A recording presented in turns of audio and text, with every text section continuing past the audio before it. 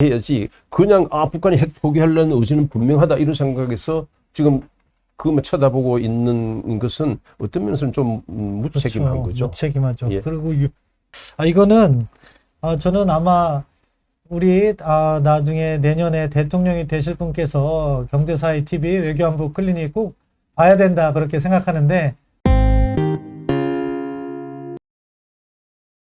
이게요 문재인 정부만 그런 게 아닙니다.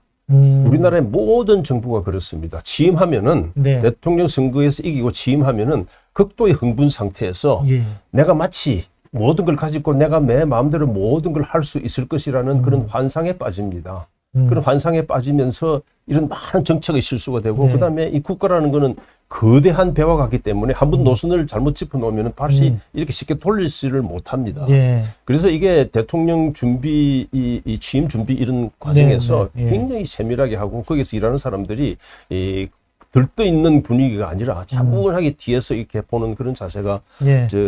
이거 필요합니다. 필요하다. 예, 정말 이거는 저는 아마 우리 나중에 내년에 대통령이 되실 분께서 경제사회 TV 외교안보 클리닉 꼭 봐야 된다 그렇게 생각하는데 방금 전에 우리 송민순 장관님께서 말씀해 주신 것처럼 그 점을 꼭 기억했으면 좋겠어요. 저도 박근혜 정부 때도 일해봤고 그 전에 이명박 정부 때도 일을 해봤거든요. 개방형 공직 같은 걸 해서. 근데 정말로 정부 출범 초기에는 모든 걸 다 할 수 있는 것처럼 세계의 중심이 대한민국에 와 있는 것처럼 착각하는 경향이 있더라고요. 세계의 중심이 아니고 우주의 중심이 우주의 중심으로 예. 돼 있고 예. 그죠? 예를 들어서 뭐 제가 이 정부별로 비판을 하고 싶은 건 아니지만 하나 예를 들면은 네. 미국의 대북 정책은 나온 게 아닙니다. 그렇죠. 지금 이거는 우선 이걸 미국이 병행하고 있는 거는 북한하고 이거에 대해서 우리는 어떻게 해보겠다고 지금 물밀 접촉이 좀 있을 겁니다. 실제로는 뭐 얼마나 깊이 될지는 모르지만은 또 한국하고 일본하고도 어떻게 했으면 좋겠냐고 이야기하고 그 다음에 또 하나 추가해야 될 거는 중국이 가담 안 하고는 안 됩니다. 예? 중국이 트럼프하고 폼페이오 전 팀들도 막 그렇게 상당히 집단적으로 뭐 이렇게 좀 급하게 한다고 했지만 결국 나중에 시인했어요. 이거 중국 없이는 안 되겠구나. 공개적으로 이야기했어요. 그죠? 네. 많이. 이제 그런 것을 중국하고 이제 또 접촉을 하고 이런 것들이 있어서 이게 정책이 나오기 때문에 이 정책이 우리의 눈에 앞에 어느 정도 이런 윤곽이 되겠구나라는 게 나타나려고 그러면 굉장한 시간이 걸릴 겁니다. 예. 그러면은 자연스럽게 핵 문제에 대한 방향, 우리가 그럼 이 문제를 어떻게 풀어야 될까? 어떻게 보면은 마지막으로 그 부분을 짚어보고자 하는데 장관님께서 지금 보시는 북한 핵 문제의 현재 그리고 이것을 풀어가야 되는 과제 어떻게 생각하고 계십니까? 이 문제에 대해서 우리가 제일 먼저 생각해야 될 딱 하나의 말은 사실관계가 바뀌면은 내 생각도 바뀐다. 사실관계. 일본이 경제학에서 쓰는 용어 아닙니까? 예. 케인즈가 예. 존 메이나드 케인즈가 그런 이야기를 했죠. When fact changes, my mind changes. 그죠? 그러니까 그런데 지금 북한 문제는 사실관계가 확실하게 바뀐 게 2017년 말 이후로 북한이 그전에는 핵개발 도상국이었지만 즉 핵개발 완성국이 됐어요. 핵을 보유하고자 하는 나라와 핵을 보유한 나라하고는 입장이 상당히 다르거든요. 그런데 이런 상황에서도 과거의 정책을 그대로 지금 답습을 할 수가 없는 겁니다. 지금 미국은요, 이미 캐치했어요. 그건 제가 조금 이따 말씀을 드릴 수 있을지 모르겠는데, 뭐 그냥 이야기하자면은, 그냥 이야기하자면은 미국이 처음에 뭐라고 그랬습니까? 북한 핵 폐기라고 그랬어요. 예. 지난번에 쿼드 정상회담에서도 그렇고 예. 한미 2+2에서도 미국의 블링컨이 와서 북한 핵 폐기라고 이야기했는데 그 뒤에 이게 북한 핵 폐기라고 주장을 하면은 아예 북한하고 협상이 안 된다는 그런 이제 여러 가지 이야기가 나오고 한국 쪽에서도 많이 이야기가 들어갔지 않았겠습니까? 그래서 종국적으로 한반도 비핵화. 예.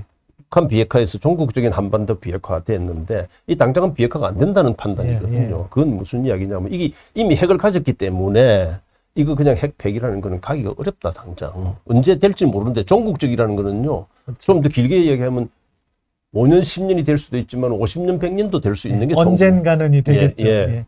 그런 이야기가 되기 때문에 그래서 북한이 처음에는 이거 북한 안 되기 때문에 그냥 그런 상태에서 한반도 비핵화라는 걸 집어넣어 놓으면은 한반도 비핵화라는 말은 뭐를 포함을 하느냐면은 주한 미군 문제를 포함합니다. 예. 왜냐하면 북한이 자기한테 대한 핵우산을 없애려고 하면은 남한에 대한 핵우산도 없애라. 그게 바로 주한 미군을 없애라는 이야기하고 같이 들어가기 때문에 뭐 지금 어차피 북한 핵 폐기 되기 어려운 상태에서 주한 미군 문제까지 크게 집어넣어서 지금 복잡하게 할 필요 있나? 왜냐하면 주한 한미 동맹 문제는 또 미국의 대중 정책하고 그렇죠. 어차피 연결이 돼 있기 때문에 그렇게 해서 별로 소득 없는 상태에서 판을 넓히지 말자는 차원에서 북한 핵 폐기란 말을 했는데 지금은 이제 뭐 한반도 비핵화라고 일단은 그렇게 문을 열어놓은 겁니다.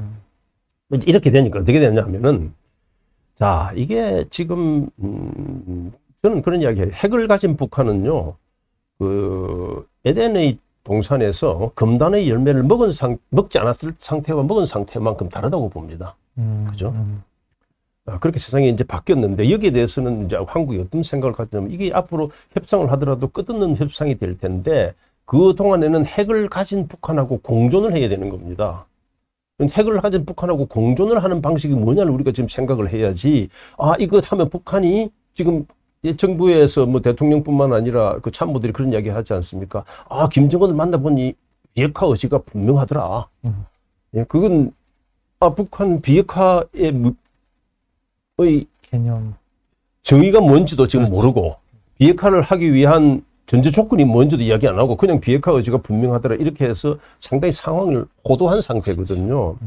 그런데 이제 그렇게는 안 되고 이제 북한이 핵을 가진 상태에서 어떻게 공존해야 될 건가 이런 거를 심각하게 고민해야 되는데 저는 한 세 가지를 생각을 할 수가 있어요. 우선 한 번도 우리가 지금 이 북한 핵 문제에 대해서 굉장히 밑바닥까지 다 파가지고 협상을 해본 적은 없어요.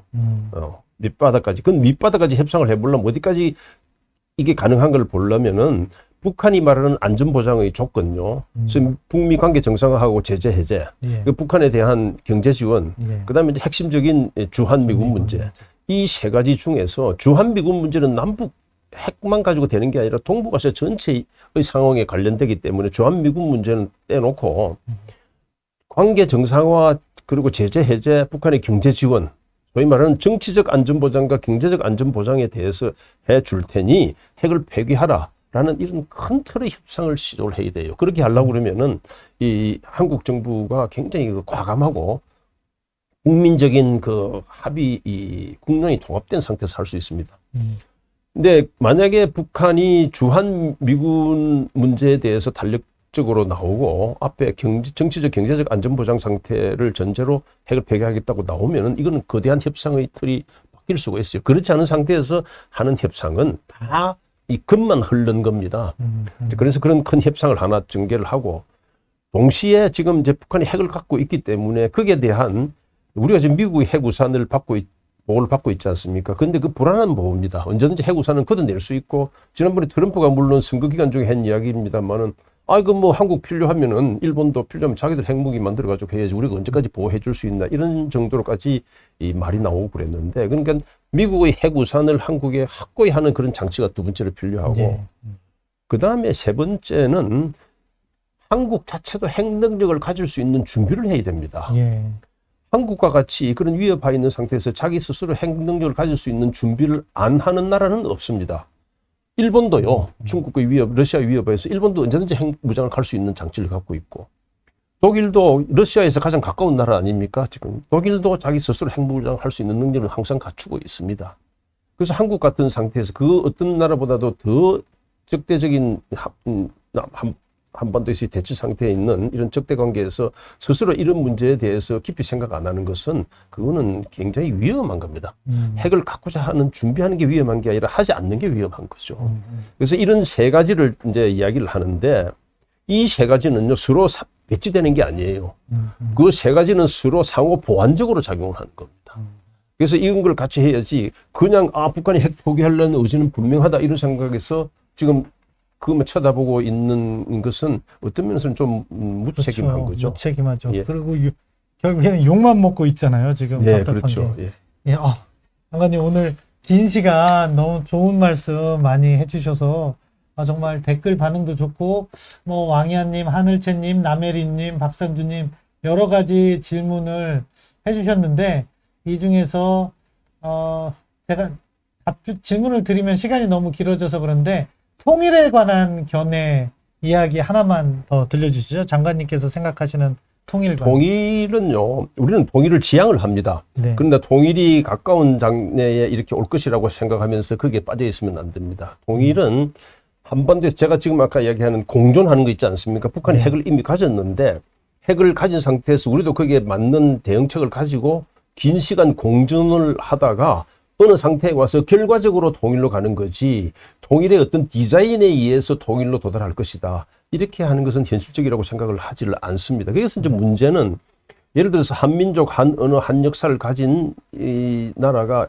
대표적인 게 지금 독일과 오스트리아 같은 경우인데, 그건 같이 살다가 헤어지기도 하고 그랬는데, 지금은 그 사람들은 편안하게 공존하고 있어요. 뭐 EU라는 체제도 있지만 그 사람들은 가치 체계를 공유합니다. 남북은 가치 체계가 다릅니다. 그러니까 좀 적대적인 관계지만은 공존하는 상태로 오래 가다가 그것이 결과적으로 그게 통일로 어떻게 이어지는 그런 과정을 생각을 해야 된다 하는 게 이제 저는 맞다고 보고요. 그래서 통일은 차분히 준비하는 거고, 좀 그런 면에서는 지금 이제 우리 지금 북한 이탈 주민이 한 3만 명 돼 있지 않습니까? 북한 이탈 주민이 한국에 와서 1급 시민으로서 정착할 수 있다는 그런 케이스를 계속 만들어 가야 됩니다. 그래서 북한 주민들이 결국 공존하다가 통일되면은 우리가 잘 사는 남한하고 같이 살아도 거기에서 차별 대우받지 않고 내가 잘 살 수 있구나라는 그런 인식이 확산될 때 통일의 길이 열어지죠. 지금 3만 명 되는 북한 이탈 주민 하나를 제대로 우리가 여기서 보살피지 못하고 육성을 하지 못하면서 어떻게 통일 이야기를 합니까? 그죠? 그건 아니라고 봅니다. 예.